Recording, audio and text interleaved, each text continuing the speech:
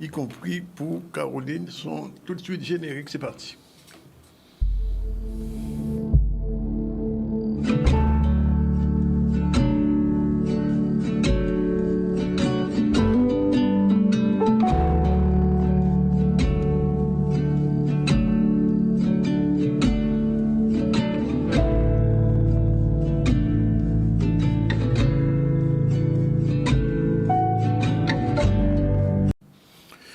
Caroline, je disais que on est aujourd'hui, on essaie d'apaiser les relations et même la journée est assez calme aujourd'hui sur les routes, par exemple.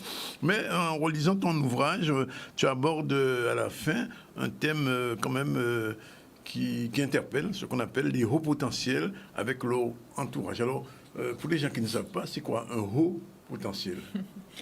Alors, j'aime pas du tout le terme galvaudé de surdoué parce que ça sous-entend une supériorité sur l'autre, ce qui n'est pas du tout le cas chez le haut potentiel. Il est avant tout hypersensible.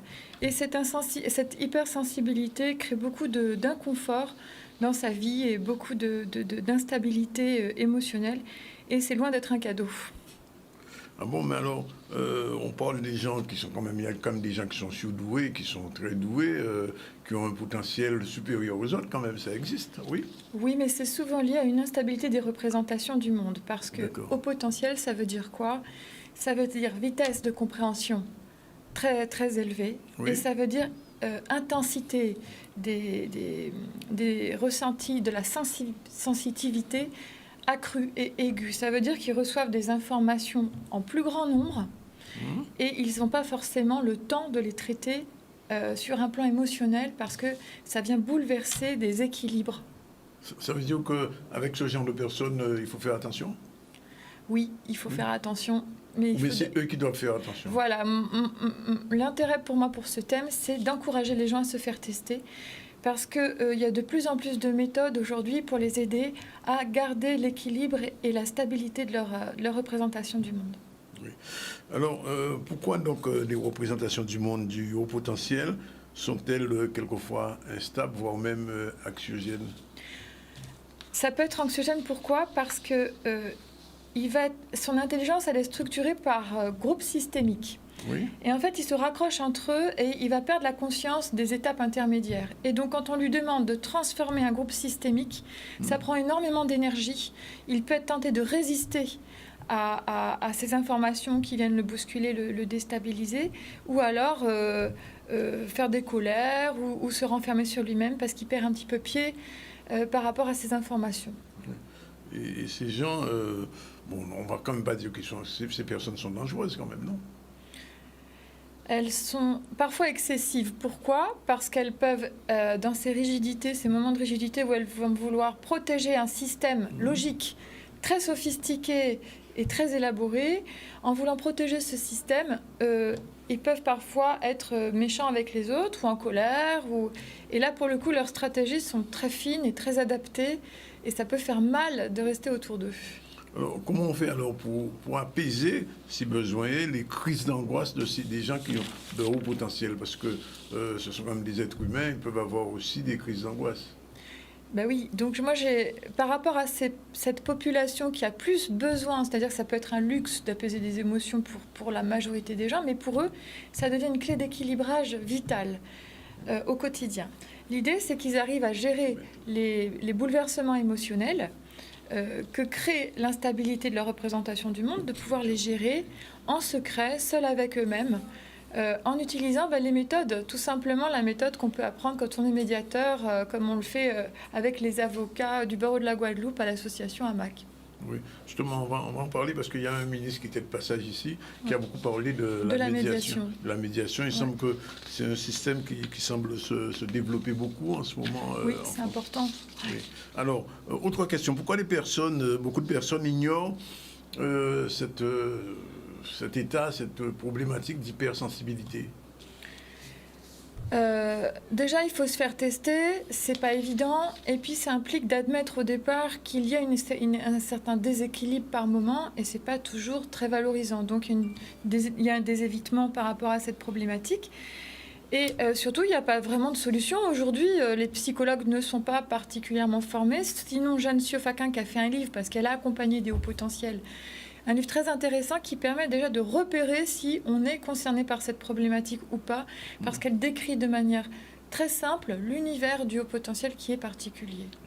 Ça veut dire qu'il y a des tests, comme on dit, il y a des tests d'intelligence, il y a des tests pour déterminer l'hypersensibilité. Oui, en fait, la problématique, elle est masquée. On la découvre quand on comprend qu'on sait, mais on ne sait pas dire pourquoi on sait. Ce sont tous ces systèmes intermédiaires de raisonnement logique qui passent à la trappe du champ de la conscience. Oui. Il n'y a que des tests qui peuvent savoir si, à la fin, les raisonnements sont justes ou pas justes, et les niveaux de fulgurance avec lesquels le haut potentiel va arriver au bon résultat sans comprendre pourquoi, il sait, mais il ne sait pas pourquoi il sait. D'accord. Alors, il y a quand même quelque chose qu'on appelle la pensée intuitive. C'est ça. Qu'est-ce que c'est exactement? Mais justement, c'est toutes ces zones d'ombre pour lui qui échappent à son champ de conscience. J'appelle ça la pensée intuitive, c'est-à-dire qu'il ressent vaguement qu'il faut aller là ou que le résultat d'une équation mathématique, ça va être ça, mais il est incapable de détailler précisément pourquoi. En fait, c'est comme si s'il devait adopter un mode plus normal et plus adapté aux autres, c'est comme si on devait l'obliger à descendre d'un arbre sans savoir sur quel pied il devait poser des branches. Et donc, il est dans une espèce de solitude et de confusion qui le marginalise, et c'est une souffrance. Alors, si je comprends bien, il faut probablement encourager ces gens, les hypersensibles, à se faire tester, mais comment faire? Il y a des psychologues qui font des tests. Il y a différents tests proposés par des psychologues. Alors, c'est payant, mais ça vaut le coup. Pourquoi ? Mais parce qu'aujourd'hui, il y a des techniques de développement personnel qui permettent, grâce à l'association du triangle dramatique de Karpman que j'évoque dans toutes mes émissions, et l'étude des besoins de la communication non violente, l'association des deux permet au haut potentiel de gérer par lui-même et tout seul ces moments de glissement parfois très inconfortables pour lui et son entourage. Alors, est-ce qu'on peut conclure en disant qu'on est trop intelligent, on ne peut pas être heureux? C'est le titre du livre de Jeanne Sioffaquin, c'est vrai. C'est vrai que trop d'intelligence empêche une certaine cohérence parce que le monde est paradoxal, le monde est confus et le monde n'est pas toujours ordonné. Il y a part de désordre, de choses, et ça ne rentre pas dans ces cases à lui qui sont complexes et ça peut créer des isolements. Alors, globalement, on ne va pas commenter tout ce qu'il a dit, mais je voulais revenir, Caroline, sur la question de la médiation, parce que je sais que c'est un sujet que vous connaissez particulièrement et que vous essayez d'introduire progressivement à petite dose en Guadeloupe. Comment on peut expliquer à des gens qui ne savent pas ce qu'est la médiation par rapport j'ai envie de dire, au commun des mortels, c'est-à-dire on appelle un avocat, on a une affaire, et puis boum, on va au tribunal, on se fait juger, etc. C'est une question très intéressante, Danick. Il faut savoir que nos magistrats en Guadeloupe, à Pointe-à-Pitre ou à Basse-Terre, ils ont vraiment à cœur que la justice s'humanise. Oui. Et pour ça, il faut que le justiciable y mette du sien. On ne peut pas tout traiter dans un tribunal, ce n'est pas vrai. L'application stricte d'une règle de droit n'est pas forcément respectueuse des hommes. Et ça, c'est pas de la faute de nos magistrats et c'est pas la faute des confrères. Il faut savoir qu'est-ce qu'on va soumettre au débat dans un espace judiciaire. L'espace judiciaire, il cloisonne, il isole. Il est basé sur une fiction probatoire qui n'est pas forcément vraie, qui n'est pas forcément aussi complexe que la réalité de ce que les gens traversent. On ne peut pas mettre dans un dossier tous les aspects de vie dans une affaire. C'est pas possible. Voilà. Donc forcément, il y a des moments, la justice, à la fin, elle ne sera pas satisfaisante. Et tous les auxiliaires de justice, eux, le savent. Et donc, la seule alternative pour échapper à ce système qui isole et qui broie et qui tranche, parce que c'est le seul moyen d'avoir un peu de paix sociale, il n'y en a pas d'autre, c'est nécessaire. Et c'est bien que le ministre, il l'ait rappelé, qu'il faut lui donner des moyens. Il y a quand même, on va dire peut-être 40% des situations de conflit qui peuvent être gérées avec juste un petit peu d'intelligence émotionnelle, un peu d'humanité. Essayer de lâcher avec sa rigidité dans ses représentations du monde pour un petit peu embrasser les besoins de l'autre personne en face de nous, peut-être lâcher avec ce qu'on veut pour définir de nouvelles stratégies plus en phase avec les besoins de tout le monde, c'est un effort qu'on peut faire en médiation et ça coûtera de toute façon beaucoup moins cher, même si ça ne marchera pas toujours, ça coûtera toujours beaucoup moins cher qu'un procès parce qu'au pire, ça ira un peu moins mal qu'avant. Alors, de par votre expérience, Caroline, en tant qu'avocate, vous avez commencé à utiliser la médiation peut-être avant même de venir en Guadeloupe. Comment ça progresse d'une manière générale dans le milieu des avocats Alors, et de la justice d'une manière générale? Ça progresse avec une condition nécessaire mais pas suffisante qui est les injonctions de médiation des magistrats. Nos juges aujourd'hui ont un pouvoir d'ordonner des médiations dans des dossiers dans lesquels ils sentent que ça va être plus bénéfique de protéger le système, l'environnement de la personne que d'appliquer une règle de droit en donnant raison à l'un ou à l'autre. Et on a aujourd'hui vraiment le soutien des magistrats pour, non pas, c'est pas du tout une démission, c'est du respect des gens. On veut une justice plus humaine, on a les moyens de faire de la justice plus humaine, mais il faut que les justiciables s'ouvrent à une discussion avec l'autre, une espèce de reconnaissance de l'autre à part entière. Alors, j'ai quand même envie de poser cette question. Est-ce que les avocats, d'une manière générale, en Guadeloupe ou en France, sont suffisamment intéressés, entre guillemets, les magistrats, sur la question de la médiation? Est-ce qu'ils sont formés ou bien est-ce qu'on devient médiateur, j'ai envie de dire, par l'esprit du Saint-Esprit?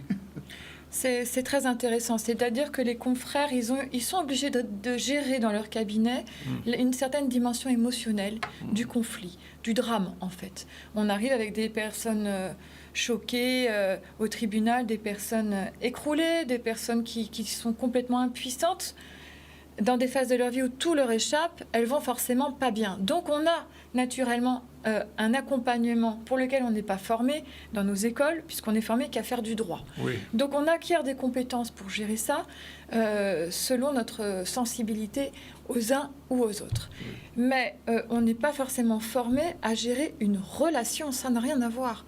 Oui. Le rôle du médiateur, c'est de plonger dans une relation qui à un moment donné est devenue toxique. On apprend, quand on est formé à la médiation, à écouter différentes représentations du monde, à les accepter, à les laisser rentrer en nous pour essayer de créer un espace et un processus d'évolution de son regard sur l'autre, de son regard sur le conflit. Et même si on n'a pas une solution tout de suite, ça permet de calmer les choses et de faire baisser l'agressivité entre deux personnes de manière considérable. Alors, on va terminer là-dessus. Le ministre a annoncé l'arrivée de 4 magistrats et il disait que la justice est beaucoup trop lente. C'est un peu le sentiment de l'avocate que vous êtes? Ah oui, moi je suis très contente pour les présidentes de juridiction qui appellent de leur vœu plus de moyens depuis un certain temps. Je pense que c'est un signe fort de soutien à la Guadeloupe. Voilà, pour les ultramarins. Et il était temps parce que les juges, ils ont beaucoup de mérite, parce qu'ils ont beaucoup d'affaires et ils font un travail incroyable pour essayer de maintenir cette paix sociale. Le ministre parlait du contrat social, oui. Mais c'est un sacré poids, une sacrée charge de pouvoir faire en sorte de maintenir la paix sociale sur un territoire. Merci Caroline pour cette double chronique.